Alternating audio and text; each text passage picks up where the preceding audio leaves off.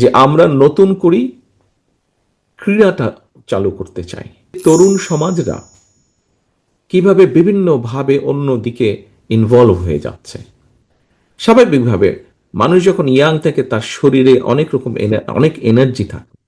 এই এনার্জিটা তো কোনো এক জায়গায় তো তাকে এটা এনার্জিটা তো খরচ করতে হবে। আমরা ভালো জায়গায় নিয়ে আসতে চাই।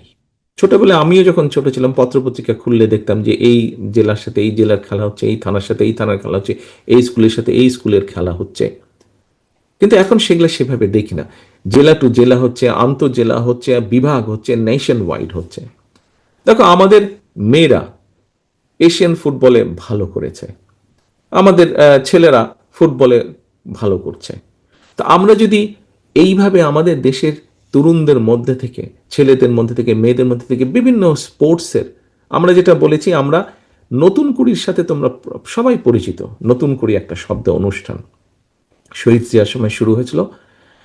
এই নতুন কুড়ি আমরা বিভিন্ন ছেলেমেয়েদের, যে ভালো গান পারে, যে ভালো নাচ পারে, যে ভালো কোরআন আয়াত করতে পারে, যে ভালো মিউজিক ইকুইপমেন্ট বাজাতে পারে, আমরা এই এই এই ধরনের প্রতিভাগুলোকে আমরা বের করে এনেছি। আমরা ইনশাল্লাহ দেশ পরিচালনার সুযোগ পেলে আমরা যেটা করতে চাই সেটা হচ্ছে যে আমরা নতুন করি ক্রীড়াটা চালু করতে চাই।